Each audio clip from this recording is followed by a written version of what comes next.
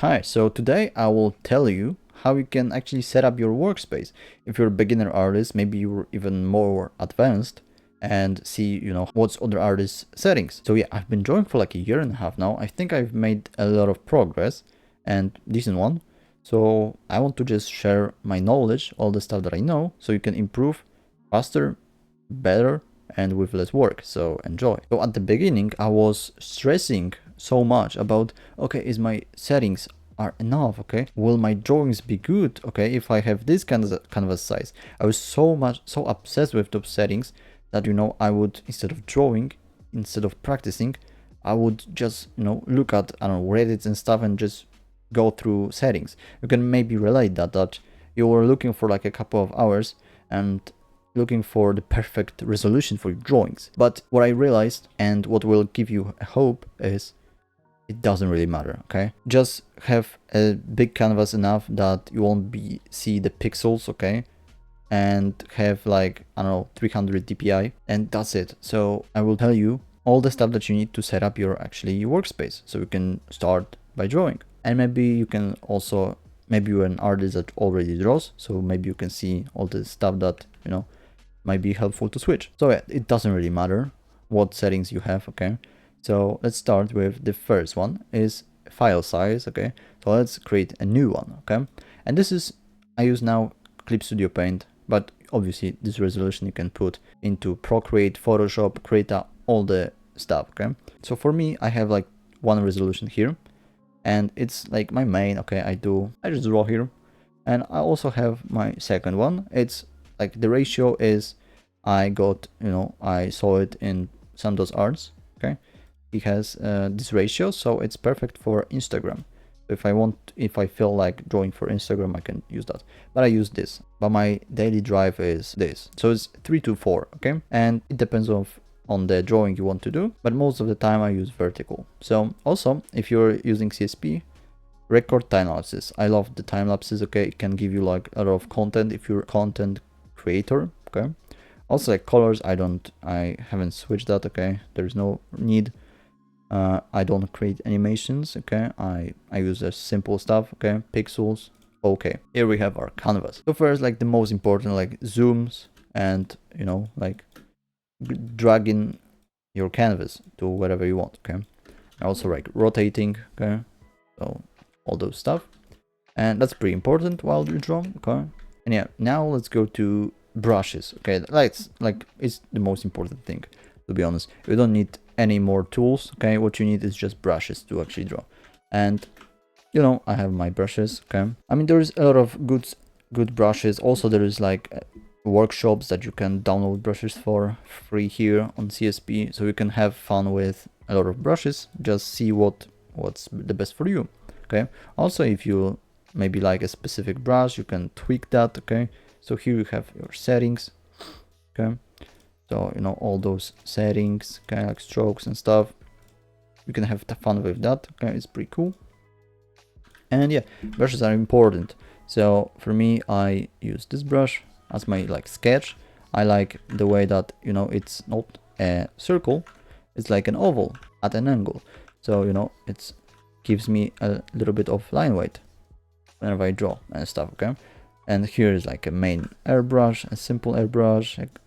I have some downloaded brushes here. Okay, my oval, I like drawing hair with it. It's cool, like pores, even like stripes. This is like this I got inspired by Samda's arts. Okay, this brush, I like it. I also have halftones. I've made them myself. Okay, and also the skin texture, pretty nice. Triangles, whatever, like those stuff. I also made this. There's also like those brushes are for free probably on the workshop, so we can go watch and download that. But brushes are cool and pretty important to draw. Obviously, you don't need fancy brushes. What you need is just one brush, and you can draw stuff with that. Okay, and obviously eraser. So here you have an eraser, or it's E if you press. B is for brush. Okay, I have settings that I'll increase my, my brush size by pressing S and A for decreasing, and it's pretty useful. Okay, I don't want to like press all those different stuff, it's just natural for me. Now let's go to this side. Okay, so here we have all the tools, and I will tell you only about the tools that I use, that I need and you need. So first one is lasso tool for L. Okay, what it is a lasso tool that selects a specific region, okay, a specific thing that you want. So press L, okay, just select what you want, and also by pressing Ctrl T, you get this you know, this mode where you can, you know, put all those stuff where you can move things. And then we have here a W, but that selects similar stuff to it. Okay, so maybe like here and stuff. Okay, it's much better in Photoshop. I missed that here. Okay, here we have eyedropper, so you can pick colors, but also you can press that on pen. It's my upper click, upper button, but also you can press Alt and do the same. Okay, and yeah. So now let's go to those things. I don't know what they are. I mean, those are different pens. Okay, but I don't use that. I use only here. Okay, brushes and my brushes, airbrush and stuff. Then we have like samples, okay, decoration, I guess. Can put clouds here, like grasses and stuff. Okay, it's cool. Eraser, blur. I've made myself a blend tool. I like it.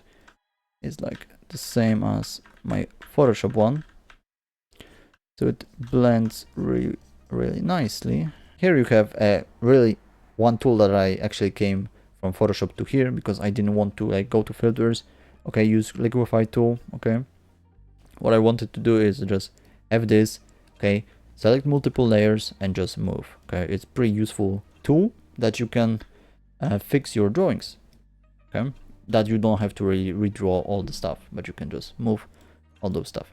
So here we have our fill tool. Okay, it's pretty cool. Gradients and shapes, I don't use that, whatever. So those are basic tools. So here I just use again the lasso, eyedropper, brushes, sometimes decoration, obviously eraser, blur, blend, and liquify. And sometimes I fill. Okay, I mean more I fill, just liquify and fill. Okay, that's how I do it. But now let's go to the layers, and I'll tell you only layers that you'll need.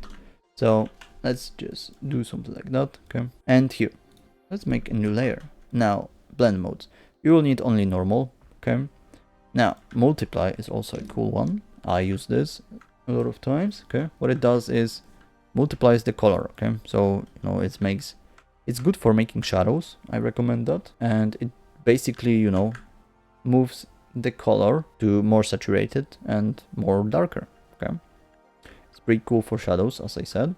Also, now here what you can use is, what I use is color dodge. What it is basically, I don't know, choose a color. Okay, whatever, go to this, I don't know, press this, take airbrush, and you see here, and it, I don't know what it specifically does, but it's, I don't know, boosts colors and stuff and do them, you know, you see it's good for like glowing effects and stuff. Yeah, color is pretty cool. Now next one is overlay. I use that sometimes. Okay, it just overlays a color on that, it makes it more saturated and stuff, so it's pretty cool. But now let's go to other one, which is hard light. Okay, and it just, I don't know, like lightens, gives more saturations and stuff. Okay, it's pretty cool. And is there like one I use also? Sometimes vivid light, it's like more, I guess, juiced hard light. Okay, whatever, it's cool. Those are pretty important to know about layers. Okay, but also like putting new layers. Okay, making clipping mask, and what are clipping mask? So let's make a new layer. Okay, let's just put this color, take a normal brush and draw something. Okay, and now what you can do is go to make a new layer. Okay, and press this. So as I was actually looking for it, I spent a couple of minutes looking for that whenever I started to use CSP. And what it does is makes a layer and clips to the layer below. And what it gives you is that you can draw on that layer, only on that layer. Okay, and if you go out, obviously it will go outside, but with that you can draw and you won't spill, okay, in other regions that the base shape is clipped to. Okay, Also, what you can do is let's make a new layer, and also what's useful is alpha lock, and I use only those two. So alpha lock is basically, it works like a clipping mask, but obviously it's on one layer, and if you remove that, you see it didn't filled. Okay, so it stays only in this basic shape that you draw. Now also a good tools are the navigator. So let's put it here. So basically it's like a small preview mirror window where you see your drawings. Maybe you were went too deep, okay, into drawing, and you draw all those stuff, okay, here, and you see here, and you can spot if it's really worth to go that deep or whatever. Is your painting reading well? Okay, it's really good tool that I use. And obviously another one is the Control T, as I said. Okay, it lets you move the stuff. Okay, and yeah, that's like two stuff that I use. But also other ones are, so let's make, I don't know, like a simple something. Okay, so we have something, I don't know what this is, but whatever. Now let's go to the other stuff, and this is in filters. So first what I use is Gaussian blur, and what it does, it blurs your layer. Okay, so you see here, it's pretty cool. You can do that for background and stuff. Okay, you can do that whatever you want. And other one that I use is chromatic aberration, and what it does is basically, you see here, okay, we can even make it stronger. You see here, like the channels of the color are moved. Okay, so because of that, you see here like the reds. Okay, here you have like blues. Okay, and it looks pretty cool, and I like this effect. But also to that, what I use is, I use noise. I like noise, it's noise. And you see here, if we zoom in, it makes your layer have noise, and it looks pretty cool. And I use like those effects, those tools here. Okay, so yeah, it looks pretty cool for me. And now those are basic stuff that you need to actually draw. Obviously there's stuff like a color wheel, but I don't really have to talk about it. You just choose a color for yourself, okay? And that's basically it, what you need in this painting software. But now let's go to the last thing is, okay, you have your drawing, but how do you save it? And there's a couple of ways. So first one, what you can do is obviously just save it. But if you want like a JPEG or PNG, you go to export single layer. Okay, so let's just press that, and we have, you know, our folders where we have our drawings. So here what we can do is, you know, choose the type that we want to save and press save. Okay, and here what is good is you can change those. I mean, the two settings that you'll need is just quality and scale. So if you want to post on social media and you don't want really people to steal your art or whatever, do with them, like for prints and stuff, whatever, you can lower the quality. Okay, it's even good to do that, and change the scale. So now if we press OK, you see that it's more pixelated. Okay, but it still doesn't look bad. I mean, obviously this is not a real painting, but obviously if you have a finished piece, it won't look that bad zoomed out. Okay, so then you press OK, it's exported. So just lower the scale and lower the quality, so it's safe. And also if you want time lapses, okay, because I think time lapses are cool, just go here, and here we have time lapses. Okay, you can choose the, here normally is the length of the time lapse. Okay, here's all the stuff that you can tweak. Okay, and just press OK and choose the folder where you want it to go. And yeah, if you're serious with actually, you know, becoming an artist and want to draw to become like a good artist, top link in the description below. You can get my private coaching that I can teach you and tell you what you need to do to actually improve your art, and, you know, to help you maybe even start with your art. And also there will be available courses, exclusive courses, so you can learn from them. But yeah, top link in the description below. So if you enjoyed this video, you know, leave a like, comment, subscribe, and, you know, and I hope it helped you. I hope it was useful. I hope you enjoyed it, and thank you for watching. So now you can actually go and set up your own workspace and go do that. So thank you for watching, and bye.